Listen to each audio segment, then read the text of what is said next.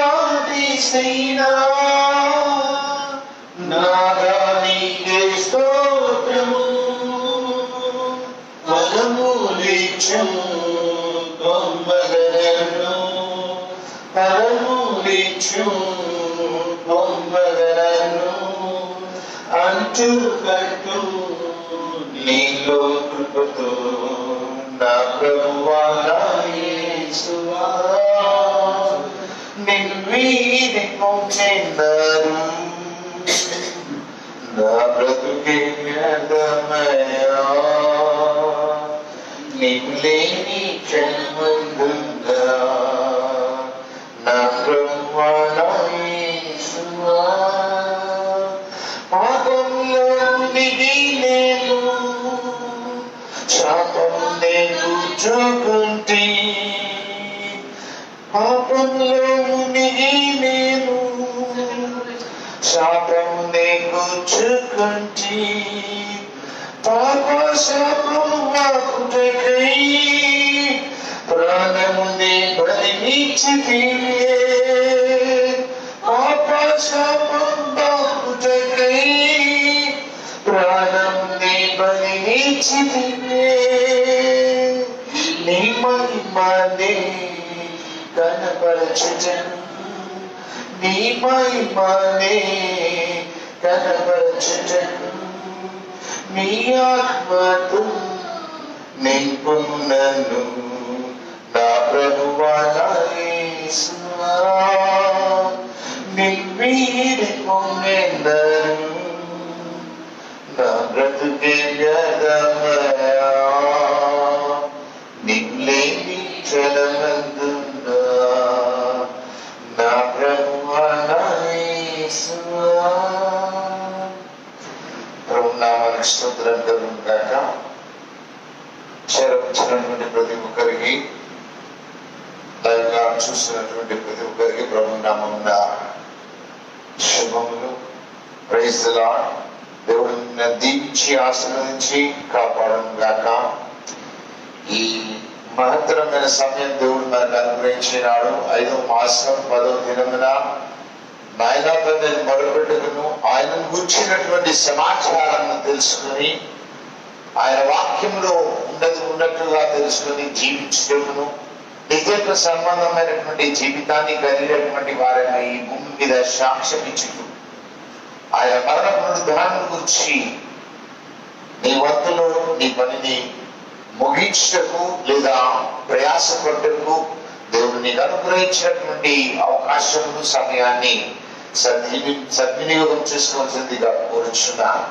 చాలా ప్రార్థనగా మనం ప్రారంభించుకున్న మహాప్రేమ కలిగినటువంటి మా ప్రియ పనులకు తండ్రి మీ ప్రేమను బట్టి వందనాలు స్తోత్రాలు ప్రభువా.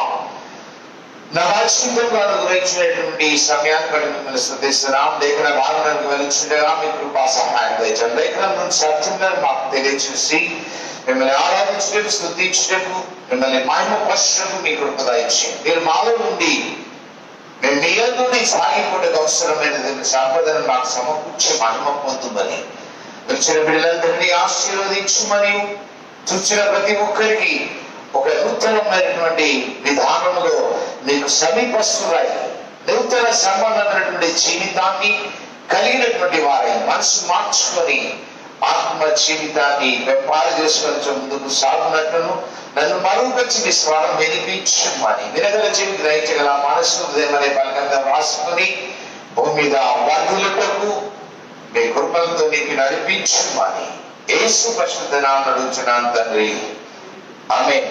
ఈ దినం లేఖన భాగంలో యోహాను రాసిన సువార్త 21వ అధ్యాయము మనం దానిలో మొదటి నుంచి 14 వచనాన్ని మనము జ్ఞాపకం చేసుకుందాం. లేఖనాన్ని గుర్తించి నీ వంతులో పని నువ్వు చేయబాగునా దేవుని కట్టి ఆశీర్వాద సంపదను అనుగ్రహించినట్లు ముందుకు నడుద్దాం.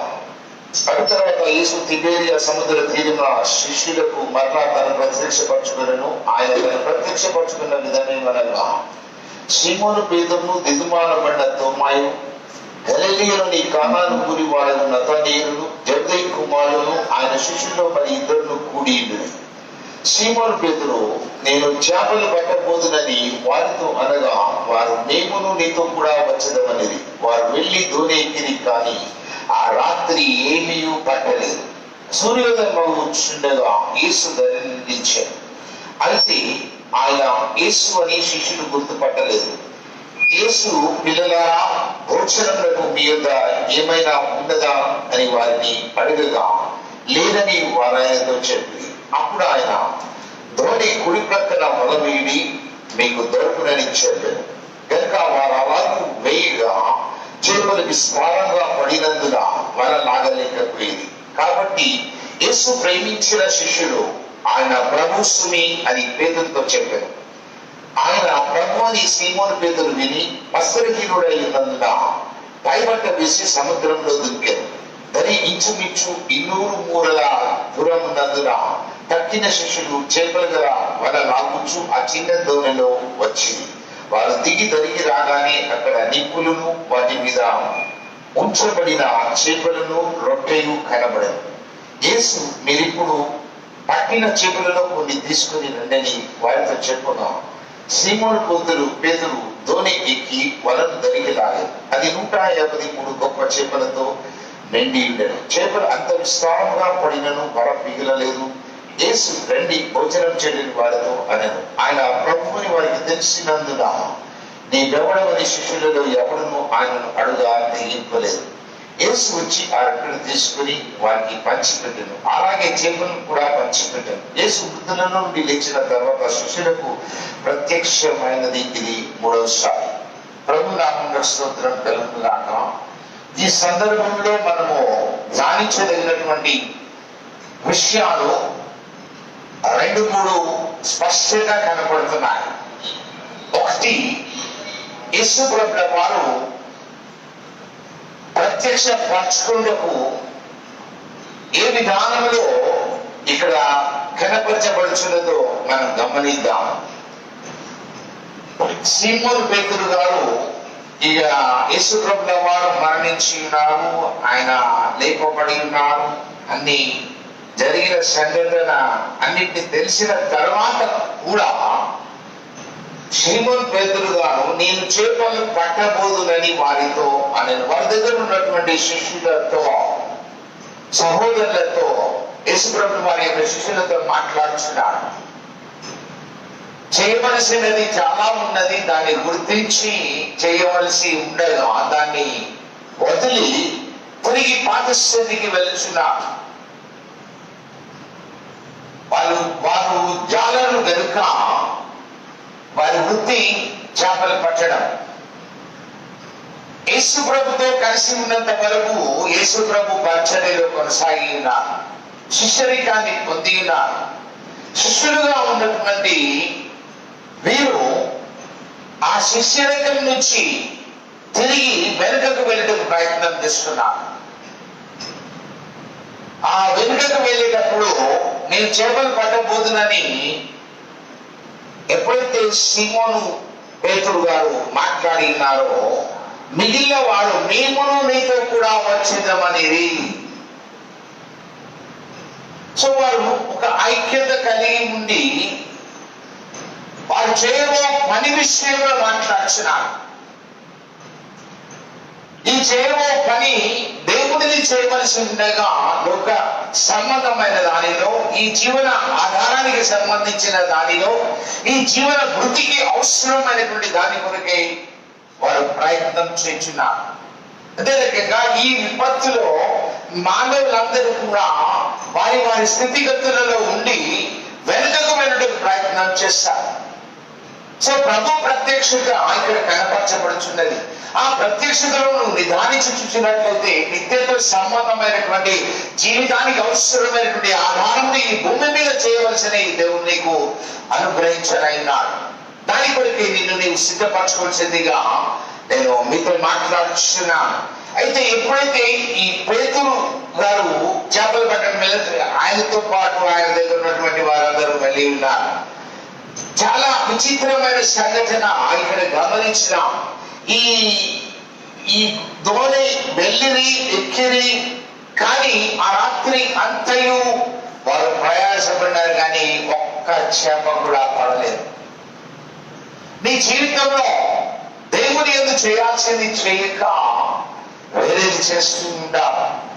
ఆ వేరేది చేసినప్పుడు నీవు అనుకున్నట్టుగా జరగాలని ఆశపడుతుంటావు, నువ్వు కోరుకున్నట్టుగా నెరవేర్చబడాలని ఆశపడుతుంటావు. జీవితంలో అలసిపోయినా, జీవితంలో విసిగిపోయినా, జీవితంలో నేను ఏమి చేయలేకపోతున్నా, నా అవసరతలకు కావాల్సినది నాకు సమకూర్చబడలేకపోతున్నది అనుకుంటున్న సందర్భాలు ఎన్నో ఉంటాయి. ఆ సందర్భాల్లో యేసు ప్రభువును కలిగినటువంటి ప్రతి ఒక్కరు కూడా విషయాన్ని గ్రహించక, విషయాన్ని ఆలోచించక, వారి జీవిత విధానంలో గత కాలంలో ఉన్నటువంటి వారి జీవన విధానానికి సంబంధించినటువంటి దానిలో ఒక్కసారి వెనుక తట్టు చూద్దామని చూస్తాం. ఆయన ప్రత్యక్షత కొరకు వీరి విషయంలో ఈ కార్యం జరుగుతున్నది. నీకు ప్రత్యక్షత విషయంలో ఏం జరగదైందో నువ్వు ఎరిగి ఉన్నావా? ఈ జీవన విధానానికి అవసరమైనటువంటిది ఎంతైనా అవసరం.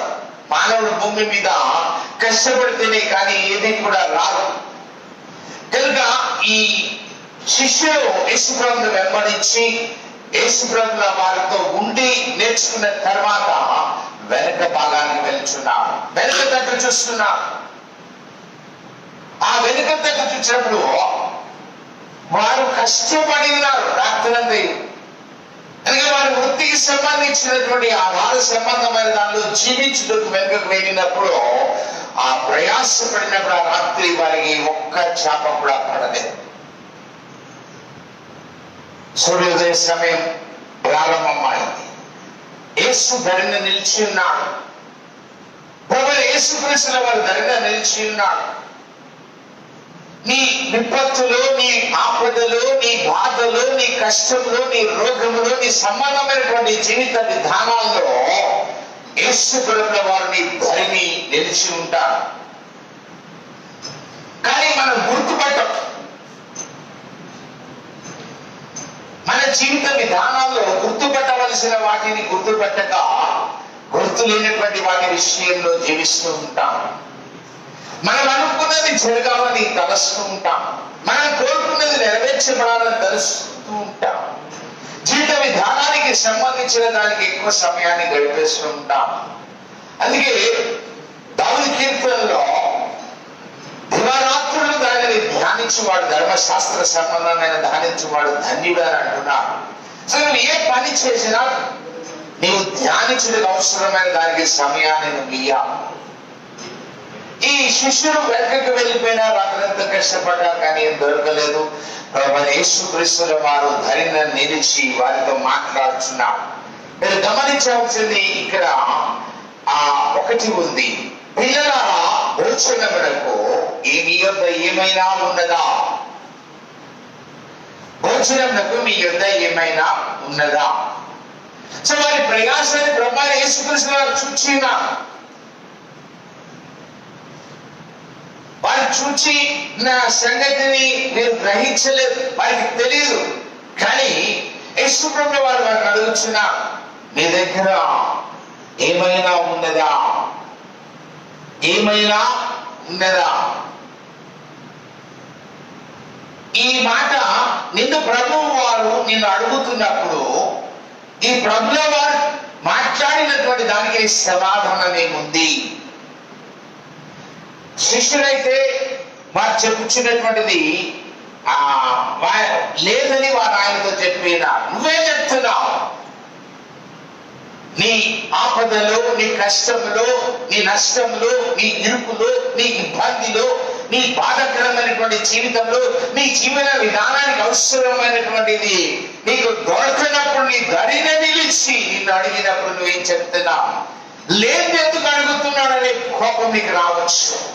నా దగ్గర లేదు ఎందుకు అడుగుతున్నాడనే ఆలోచన నీకు రావచ్చు.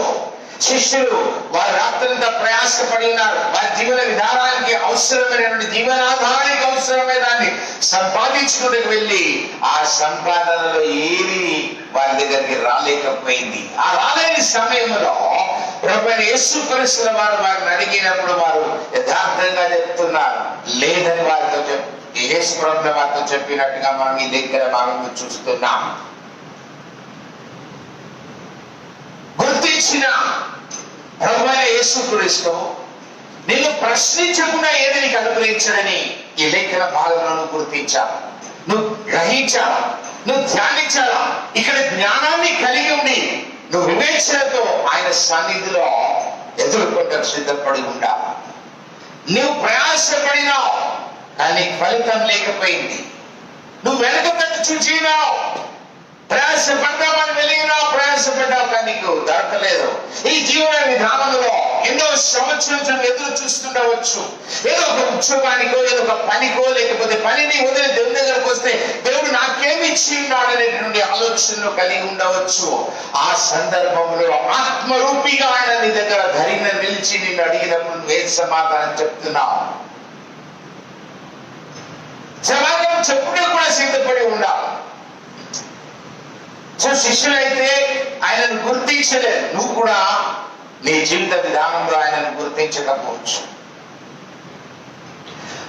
ఆయనతో ఉన్నటువంటి ఈ శిష్యులే ప్రభువైన యేసుక్రీస్తు వారిని గుర్తించలేకపోయినారు.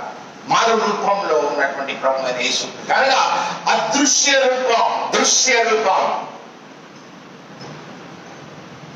అదృశ్య రూపంలో ఉన్నటువంటి ప్రభువైన యేసుక్రీస్తు నీ ప్రక్కన నిలిచి ఉన్నప్పుడు, నీ ధైర్యం నిలిచి ఉన్నప్పుడు నువ్వు ఆయనను ఏ రీతిగా గుర్తించుతావు?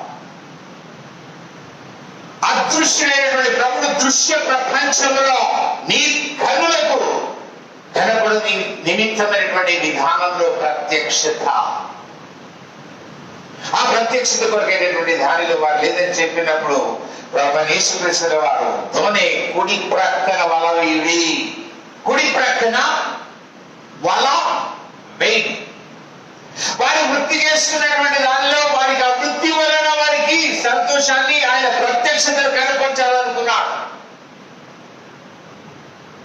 ఆయన ఇంకా ఆరోహణం కాలేదు కనుక ఆ ప్రత్యక్షతలో ఈ ప్రత్యక్షతను గమనించాల్సిందిగా నీతో మాట్లాడుచున్నాడు. ప్రయాసపడ్డావు కుడి ప్రక్కన. ఈ కుడి ప్రక్కన గురించినటువంటి దానిలో కుడి వైపున ఉన్న వారిని లోకం పుట్టినది మొదలుకొని మీ కొరకై సిద్ధపరచబడినటువంటి పరలోక రాజ్యమును స్వతంత్రించుకొనుడే చెప్తున్నాడు గొర్రెలను చూచి. సో ఆయనకి ఇష్టమైనటువంటి గొర్రెగా, ఆయనకి ఇష్టమైనటువంటి కుమారునిగా, కుమార్తెగా నువ్వు సిద్ధపరచబడ్డావా? నీ ధైర్యం నిలిచి నీతో మాట్లాడుచున్నాడు. కుడివైపున ఉన్న వారిని చూసి ఆయన మాట్లాడుచున్నాడు. ఈ విషయాన్ని గమనించినట్లయితే నీకు అర్థమవుతుంది. ఇక్కడ బాగా గమనిద్దాం. వల వేడి మీకు దొరుకునని చెప్పారు కనుక వారు అలాగు వేయగా చేపలు విస్తారముగా పడినందున వల లాగలేకపోయిరి. విస్తారముగా రాత్రంతా ప్రయాసపడితే ఒక్కటి కూడా పడలేదు. వారికి ప్రయాసానికి ఫలితం లేదనుకుని తిరుగు ప్రయాణ సంబంధమైన దానిలో ఆయన ధైర్యంగా నిలిచి సూర్యోదయ సమయంలో చేపలు పట్టారు. వారు ఆ పట్టిన వాటిని తీసుకొచ్చి మార్కెట్లో తీసుకొచ్చేస్తా ఉన్నారు. రాత్రంతా కష్టపడ్డావు, రాత్రంతా ప్రభువును వెతికినావు, రాత్రంతా నీ జీవిత విధానంలో వెతికినావు, నువ్వు అనుకున్న విధానంలో వెతికినావు, నువ్వు కోరుకున్న విధానంలో వెతికినావు, కానీ నీకేమీ దొరకలేదు. ప్రభుని బలి నుంచి నీతో మాట్లాడుచున్నాడు. నువ్వు గుర్తుపట్టు, ఆయన స్వరాన్ని గుర్తుపట్టు. నీ యొక్క భోజనములకి ఏమైనా ఉందా అని అన్నప్పుడు వారు ఏమీ లేదని అన్నారు. ఆయన తెలుసు, తెలిసినప్పటికీ ప్రశ్న వేయించున్నాడు, అడుగుచున్నాడు. అడుగుట చాలా ప్రాముఖ్యమైనటువంటి, ఒకరినొకరు అనుకుంటే చాలా ప్రాముఖ్యమైనది, ఒకరినొకరు తెలుసుకుంటే చాలా ప్రాముఖ్యమైనది. ఒకరికి పరిచయం మొదలు పెట్టినప్పుడు తన దగ్గర ఉన్న వారితో మాట్లాడుతున్నాడు, తనతో కలిసి తిరిగినటువంటి వారితో మాట్లాడుతున్నాడు. నేను చేపల పొట్టు పట్టబోదునన్నప్పుడు మేము కూడా అవసరం అన్నారు. సో దేవుని యొక్క ప్రణాళికను గమనిద్దాం. ఇక్కడ నువ్వు వెనకకు వెళ్ళిన ఆయన నిన్ను విడిచిపెట్టడు, నువ్వు ఎక్కడ ఉన్నా నిన్ను ఆయన విడిచిపెట్టడు. నీ జీవిత విధానంలో నువ్వు మార్చుకుంటకు ఆయన నీతో మాట్లాడుచున్నాడు. మార్గ మార్పు నొందిన హృదయం, మార్పు నొందిన మనసు, మార్పు నొందిన జీవితం ఆయనకు శ్రేష్టమైనదిగా అర్పించడానికి సిద్ధంగా ఉన్నాం. కుడి ప్రక్కన వల వేయమన్నప్పుడు ఆ వల వేసిన విస్తారమైనటువంటి చేపలు పడ్డాయి. వారు లాగలేకపోతున్న ఈ యొక్క సంఘటనలో ఎప్పుడైతే జరిగిందో వెంటనే యేసు ప్రేమించిన శిష్యుడు, బాగా గమనిద్దాం ఇక్కడ, యేసు ప్రేమించిన శిష్యుడు ఆయన పేతురుతో మాట్లాడుతున్నాడు. పేతురుతో మాట్లాడుతున్నాడు. పేతురు కూడా విన్నట్టుగా ఇక్కడ కనపరచబడుతున్నది. ఆయన ప్రభువు సుమి అని పేతురుతో చెప్పాను. సో నీ పక్కన ఎవరైనా చెప్పుతున్నప్పుడు, యేసును వెంబడించిన వారు ఎవరైనా చెప్పుతున్నప్పుడు, యేసుతో కలిసి జీవించే వారు ఎవరైనా చెప్పుతున్నప్పుడు నువ్వు వింటున్నావా? సో యేసు ప్రేమించిన శిష్యుడు కూడా చేపలు పట్టుకొచ్చి ఉన్నాడు.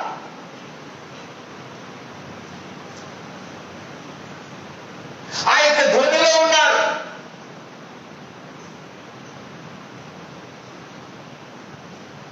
నీతో కలిసి ఉన్నవారు, నీ కుటుంబంలో ఉన్నవారు ఉన్నారు. ఇప్పుడు నీ ఇంటిలో కుటుంబం నాకు కలిసి వింటున్నావు, కలిసి చూస్తున్నావు.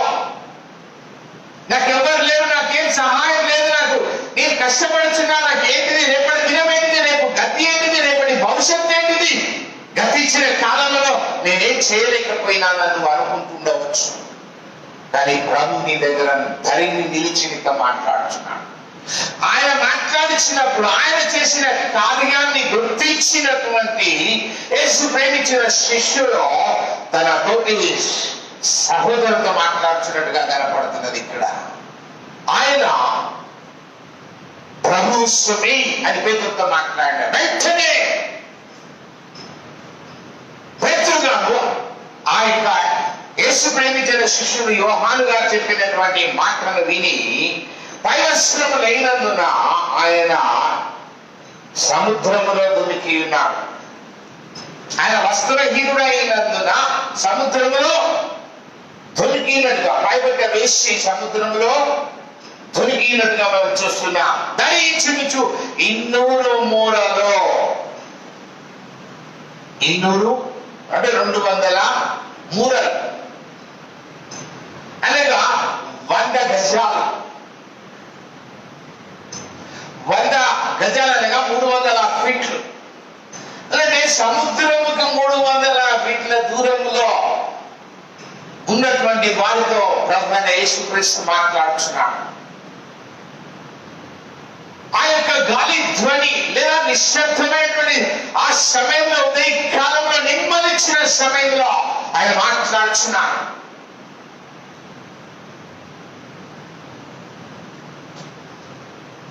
ఇక్కడ ఈ 3వ భాగాన్ని మనం గమనించినట్లయితే ఇక్కడ ఆ 200 బాగా 200 మూరలు, ఇక్కడ 200 మూర కింది భాగంలో ఇంకొక సంఖ్య వస్తుంది. ఆ సంఖ్యను కూడా మీరు గుర్తించవలసిందిగా నేను కోరుచున్నాను. ఈ దూరంలో ఉన్నటువంటి స్థితిలో తక్కిన శిష్యులు చేపలు గల వల లాగుచు ఆ చిన్న దోణిలో వచ్చింది. వారు దిగి దరికి రాగానే మిగిలిన వారు వచ్చి దాన్ని సహకరించడం, సహాయం చేయడం వచ్చినారు. తర్వాత వారు దరికి రాగానే ఏం జరుగుతుందో ఇక్కడ 3వది గమనిద్దాం మనం. ఈ విషయంలో వెనుకకు వెళ్ళినటువంటి వారి విషయంలో ప్రభు ప్రత్యక్షతలో కనపరచబడుచున్న దాన్ని గమనిద్దాం. ఆయన ప్రభు అనేది తెలిసిపోయింది. యేసు ప్రేమించిన శిష్యుడు చెప్పేస్తున్నాడు. ఆయన ప్రభు అని మీరందరికీ తెలిసింది. ఆయన ప్రత్యక్షత శిష్యుడు, ప్రియమైన శిష్యుడి ద్వారా బయలుపరచబడుచున్నది. ఆ కార్యం చేసినందుకు ఆ విస్తారమైనటువంటి చేపలు ఆ వలలో ఉన్నందున ఆ వల పిగలలేదు. ఆ చేపల బరువుకి ఆ చేపల వారు దరికి వచ్చి ఉన్నారు. దరికి వచ్చినప్పుడు వారికి ఎక్కడ కనపడుచున్నటువంటిది నిప్పుల మీద ఏం కనపడుతుందో చూద్దాం. వారు దిగి తరిగి రాగానే అక్కడ నిప్పులను వాటి మీద ఉంచబడిన చేపలను రొట్టెలు కనపడెను. నిప్పులు, చేపలు, రొట్టెలు, ఇక్కడ 3 కనపడుతున్నాయి. ప్రభువు వారిని అడిగినప్పుడు మా దగ్గర భోజనంలోకి ఏమైనా ఉన్నదా అన్నప్పుడు వారు లేదని అన్నారు. సో సిద్ధపరిచినటువంటి ప్రభువును గమనిద్దాం. ఇక్కడ వారు రాగానే వారికి నిప్పులు కనపడుతున్నాయి, చేపలు కనపడుతున్నాయి, రొట్టె కనపడుతున్నది. దీన్ని మీరు బాగా ధ్యానించండి. ప్రభు మీతో స్పష్టంగా జ్ఞాన సంబంధమైనటువంటి సమాచారాన్ని మీకు అందిస్తాడు. ఈ నిప్పుల విషయంలో, చేపల విషయంలో, రొట్టె విషయంలో ఆహారానికి అవసరమైన దాన్ని ఆయన సిద్ధపరిచి ఉన్నాడు.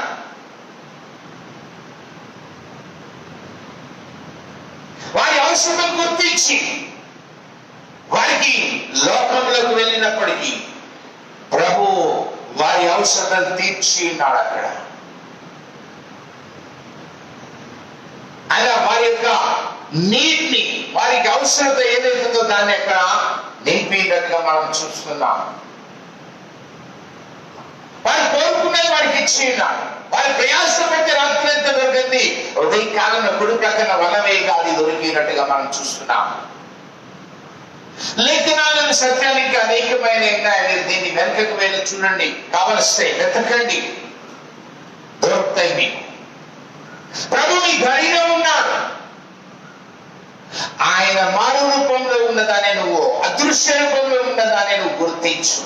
ఆయన దృశ్య రూపాన్ని కూడా నువ్వు గుర్తించడానికి ప్రయత్నం చేయి. నీ కన్నులు దానిని గుర్తించాలి. ఇక్కడ ప్రభు అయిన యేసుక్రీస్తు వారు ప్రేమించిన శిష్యులు గుర్తించి ఉన్నారు. ఆ యొక్క చేపలు పడటం వల్ల ఆ చేపలు ఆయన మాట విన్నాయి, ఆయన స్వరాన్ని విన్నాయి, ఆయన ఆజ్ఞాపించిన విన్నాయి. కుడి ప్రక్కన అనగానే చేపలన్నీ అక్కడికి వచ్చేసాయి.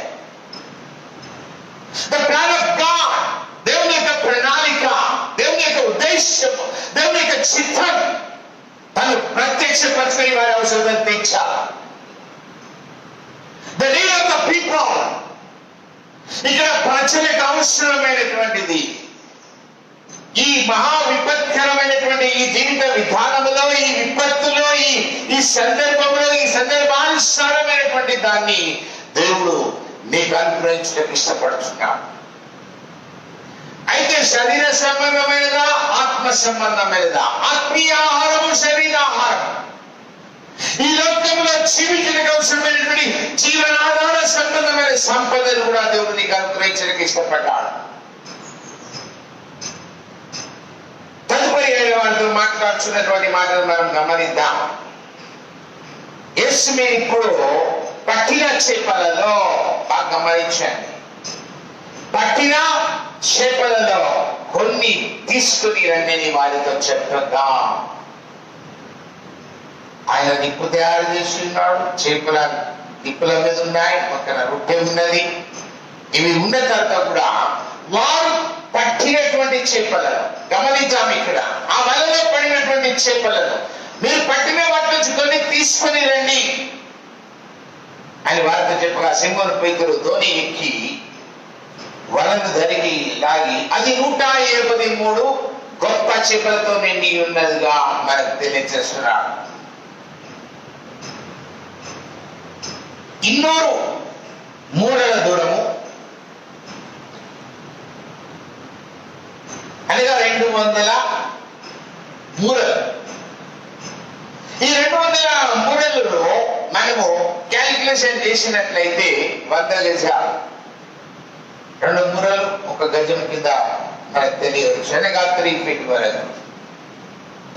ఈ 100 గజాలను ఫీట్లలోనికి మార్చుకుంటే 300 ఫీట్లు.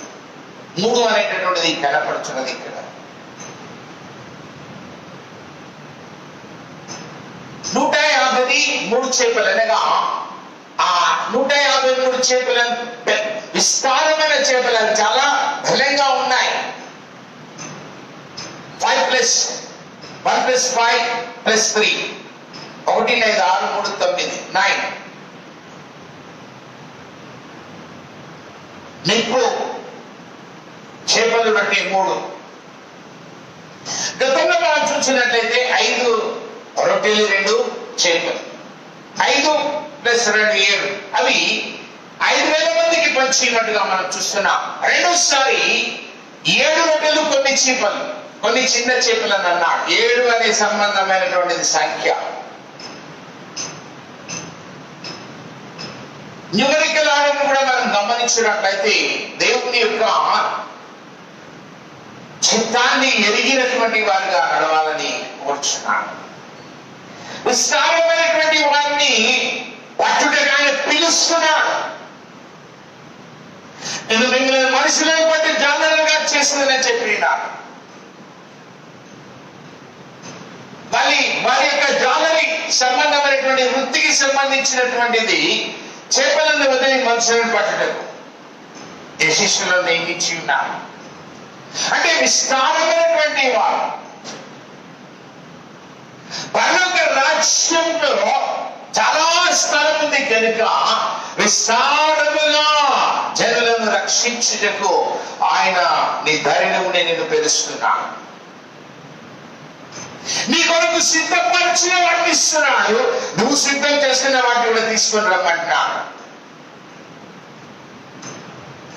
నిన్ను నువ్వు సిద్ధపరచుకున్నటువంటి దాన్ని తీసుకుని ఆయన దగ్గరకు వస్తే ఆయన సిద్ధం చేసిన నీకు అనుభవిస్తాడు. ఆయన నీకంటే ముందుగా సిద్ధపరిచినట్టుగా మనం చూస్తున్నాం. లేఖనాల యొక్క సత్యాన్ని ఎరిగినటువంటి వారంగా క్షమించాలి. ఈ సంఘటన జరిగింది కానీ మిగలలేదు, ఇవన్నీ జరిగిపోయింది. అప్పుడు ఆయన ప్రభు అని వారికి తెలిసినందున నీ వెవడమని శిష్యులను ఎవడునో ఆయనను అడుగ తెగింపలేదు. ఈ సంఘటన ఇప్పటికీ చాలా సందర్భాల్లో మనం చూస్తూ ఉంటాం. గుర్తించినటువంటి వారు మాట్లాడుతున్నటువంటి సందర్భాల్లో వారు ఎవరైనా తెలిసిన తర్వాత వారిని అడుగ తెగింపలేరు. సో ఇక్కడ గుర్తించబడ్డాడు ప్రభువైన యేసు క్రీస్తు.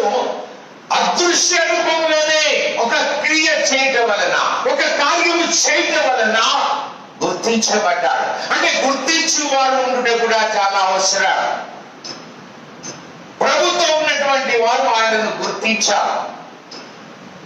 లేఖన సంబంధమైన దానిని గుర్తించినట్లయితే, లేఖన సత్యాలను ఎరిగినట్లయితే, ఎరిగిన సంగతిని మరలా ఆయన నీతో మాట్లాడినప్పుడు నిన్ను నువ్వు పరిశీలన చేసుకుని దేవుని ఏదో జీవించుటకు ముందుకు రా. మనసు మార్చుకో. నువ్వు ఏ స్థితిలో ఉన్నా, దేవుని ఎరిగి వెనుకకి వెళ్ళినా, కష్ట స్థితిలో వెనుకకు వెళ్ళినా, బాధలో వెనుకకు వెళ్ళినా, రోగము కలిగి వెనుకకు వెళ్ళినా, అనేక రకాలైనటువంటి వాటిలో వెనుకకు వెళ్ళినా ఆయన నిన్ను పిలుస్తున్నాడు, నీతో మాట్లాడుతున్నాడు. నీ దగ్గర ఏముంది చెప్పు నాకు అని అంటున్నాడు. సో ప్రిపరేషన్ లో నీ దగ్గర ఏమీ లేదని చెప్పినావు. వారు సిద్ధపరచుకున్న దాంట్లో వారికి ఏమీ లేదు, వారికి దొరకలేదు. వారు యథార్థంగా మాట్లాడుతున్నారు. నువ్వు కొంత దాచుకొని మాట్లాడతావు, కొంత తెలియక మాట్లాడతావు, కొంత తెలిసి అతి తెలివితో మాట్లాడటానికి ప్రయత్నం చేస్తావు. ఏది ఏమైనా ఈ లేఖనాన్ని నువ్వు గుర్తించవలసిందిగా నేను తెలియజేస్తున్నా. యేసు వచ్చి ఆ రొట్టెను తీసుకుని వారికి పంచిపెట్టెను, అలాగే చేపలను కూడా పంచిపెట్టెను. చివరిగా పంచిపెట్టడం చాలా ప్రాముఖ్యమైనటువంటిది. ఆయనను ఎరిగినటువంటి వారు, ఆయనను గుర్తించినటువంటి వారికి, ఆయనతో ఉన్నటువంటి వారికి వారు చెయ్యవలసినటువంటి దాన్ని ఆయన ఇక్కడ జ్ఞాపకం చేస్తున్నాడు. పంచిపెట్టుట.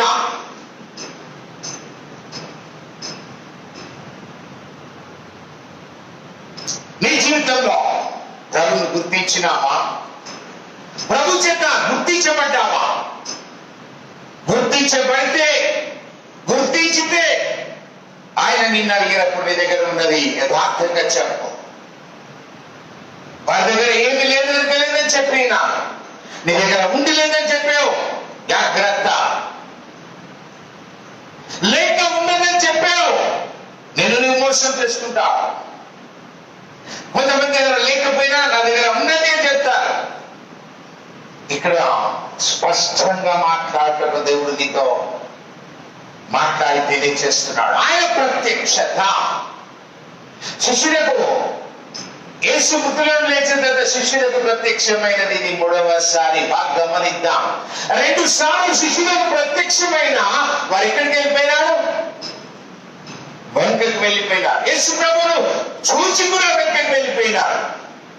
ఆయన మారు రూపము గలవారే ప్రత్యక్షమైనప్పుడు కూడా ఆయన గుర్తించలేకపోయినారు. ఆయన సమాధానముగా కానీ ప్రత్యక్షమైనప్పటికీ వారి జీవన విధానంలో జీవనాధారం కొరకు వెనుక తట్టు తిరిగి ఉన్నారు. వెనుక తట్టు తిరిగినప్పటికీ యేసు ప్రభుల వారు మూడవసారి ప్రత్యక్షమై వారికి ఈ సంఘటనను గుర్తింపజేసి మనతో మాట్లాడుచున్నాడు. దేవుడు నాకేమి ఇచ్చిండు అని మాట్లాడవచ్చు. దేవుడు నేను పొందుకునేనా? రైట్, నీ ధైర్యంగా నిలిచిన ప్రభుత్వం మాట్లాడు. So you are not identifying him. నువ్వు ఆయన గుర్తించలేకపోతున్నా. ధరిని నిలిచి ఆయన మాట్లాడుతున్నాడు. దాదాపు 300 ఫీట్ల దూరం, 100 గజాల దూరంలో మాట్లాడుతున్నటువంటి మాట.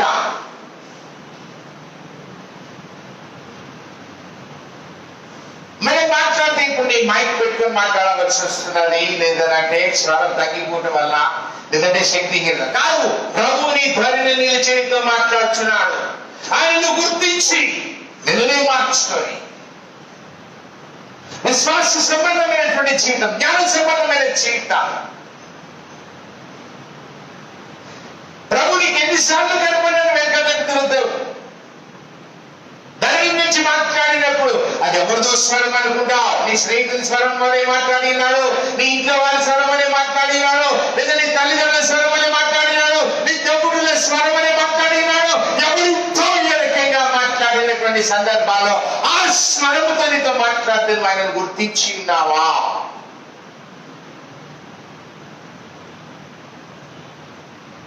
ఇది నాకెందుకు వస్తుందిలే, నాకేం తెలుసు కాదు. వారి జీవనాధార సంబంధమైన దానికి వెళ్ళినప్పుడు వారి అవసరం తీర్చినాడు.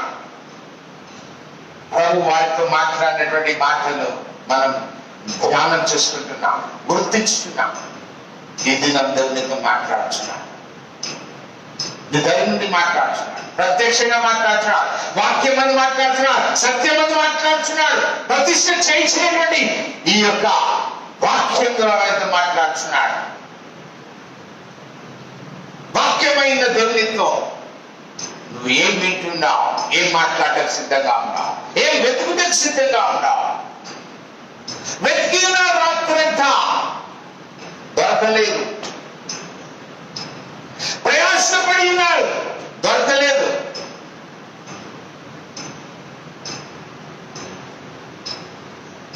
మనం చాలా సార్లు ప్రయాసపడతాం, మనకు దొరకవు. మనం ఆశిస్తాం, మనకు దొరకవు. మనం కోరుకుంటాం, అవి మనకు రావు, మనకు దొరకవు. ఆ సందర్భాల్లో ప్రభు నీ దగ్గర ఉండి మాట్లాడతాడు. నీ కొరకు సిద్ధపరిచినటువంటిది నిప్పుల మీద చేప రొట్టెను పెట్టి నీకు పంచి పెట్టడానికి ఇష్టపడ్డాడు. నువ్వు సంపాదించుకున్నటువంటి సంపాదన వచ్చి ఆయన పంచడానికి ఇష్టపడ్డాడు. ఆయన సంపాదించిన దాంట్లో నుంచి నీకు పంచిపెట్టేకి ఇష్టపడ్డాడు. బాగా గమనించదగినటువంటి విషయం 13వ వచనం. వచ్చి యేసు ఆ రొట్టెలు తీసుకుని వారికి పంచిపెట్టి అలాగే చేపలను కూడా పంచిపెట్టెను. నువ్వు భుజించినావు, భుజించిన నీవు శక్తి కలిగినావు. శక్తి కలిగిన నీవు ఆయన కొరకు సిద్ధపడు. ఆయన నీతో పని చేయించాలనుకుంటున్నాడు, నీతో పంచి పెట్టడానికి ఇష్టపడుతున్నాడు ఈ వాక్యాన్ని. ఉన్నటువంటి వారిని, వెనుకకు తిరిగినటువంటి వారిని ఆయన రక్షించుకుంటకు నిన్ను కోరుకునేవాడు. నువ్వేం చేస్తున్నావు? నువ్వు ఏ రకంగా ఉన్నావు? ఏ స్థితిలో ఉన్నావు? నువ్వు ఏ స్థితిలో ఉన్నా, ఏ రకంగా ఉన్నా, ఏ విధానంలో ఉన్నా దేవుడు నీతో మాట్లాడుతున్నాడు. నువ్వు ఆయన స్వరాన్ని గుర్తించు. ఆయన చేసిన నీ ఎడల చేసిన కార్యాన్ని గుర్తించు. నీ ఎడల చేయబో కార్యాన్ని కూడా గుర్తించు. ఆ క్రియలను బట్టి దేవుడిని కలిగి ఒకసారి నీ జీవితాన్ని పరిశీలన చేసుకో. నీ వయసును బట్టి కానీ, నీ స్థితిగతులను బట్టి కానీ, నీ పరిస్థితులను బట్టి కానీ, నీ జీవిత విధానాన్ని బట్టి కానీ, దేశ పరిస్థితులు, రాష్ట్ర పరిస్థితులు, పట్టణ పరిస్థితులు, జిల్లా పరిస్థితులు, నివసించే ప్రదేశంలో ఉన్న నీ కుటుంబ పరిస్థితుల్లో, ఈ ప్రపంచంలో ఉన్నటువంటి పరిస్థితులలో నువ్వు వెనకదట్టుకు వెళ్ళవచ్చు. ప్రభు నీ ధైర్యం ఉండి నీతో మాట్లాడుతున్నాడు. ఆయన స్వరాన్ని విని, ఆయన చేయి కార్యాన్ని నువ్వు చూచి, ఆయన నీకు పంచిపెట్టిన విధానములు నువ్వు కూడా ఆయన ఎదున్న వారికి పంచిపెట్టచ్చు. సాగిపో. దేవుడు నిన్ను ప్రేమించి నీతో మాట్లాడి అదృశ్యుడైనటువంటి దేవుడు దృశ్యంగా వీరికి ప్రత్యక్షపరచబడి ఈ క్రియల ద్వారా, ఈ పనుల ద్వారా పరిశుద్ధాత్మ సంబంధమైన సూచనలు దీంట్లో కనపడుచున్నాయి.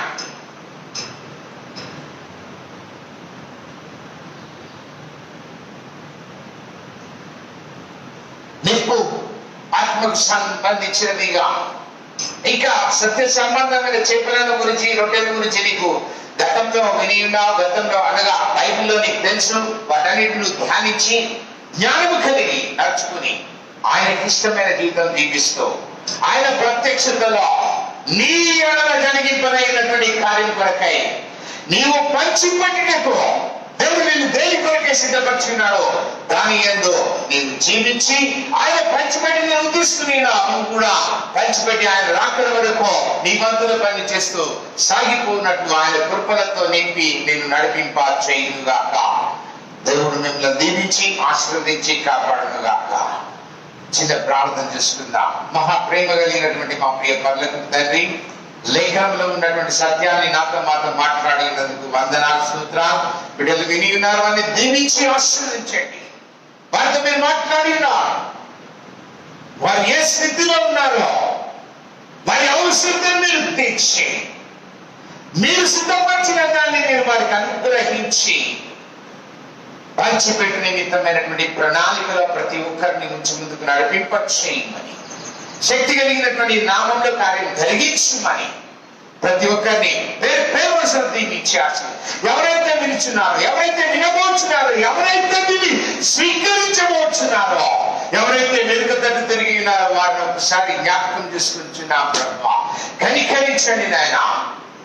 నేను చేసిన కార్యాన్ని వారు గుర్తించి నీతో కలిసి పంచిపెట్టినప్పుడు ముందుకు వచ్చే భాగ్యం దయచేయండి. మీరు పంచిపెట్టి ఉన్నారు కనుక వారు కూడా పంచిపెట్టిన ఆత్మ సంబంధమైనటువంటి దానిలో తీసి, ఆత్మ సంబంధమైనటువంటి దానిలో నుంచి ఆహారాన్ని పెంచినకు, జీవ సంబంధమైన దాని నుంచి జీవ జలమును త్రాగనిచ్చినకు మీ కృపా సహాయం దయచేయమని తండ్రి దేవా, కుమారుడు పరిశుద్ధాత్ముడా ప్రతి ఒక్కరిని దీవించమని, ఈ సమాచారం ఎవరెవరి దగ్గరికి మీరు పంపించాలని ఉద్దేశించి ఉన్నారో వారందరూ ఆశీర్వదింపబడినట్టు మీ కృపతో మీరు నడిపించమని, కావలసినవన్నీ సమకూర్చమని, ఆయన ఆరోగ్యం దాన్ని పిల్లలకి మీరు ఆకలికే సిద్ధపరిచి ఎత్తబడే గుంపులో ఉండటను, విడవబడితే ప్రాణ త్యాగం చేయనటువంటి దానిలో ఉండటకు మీ కృపా సహాయం దయచేయమని యేసు పరిశుద్ధ నామమున అడిగి వేడుకొంచున్నాం తండ్రి.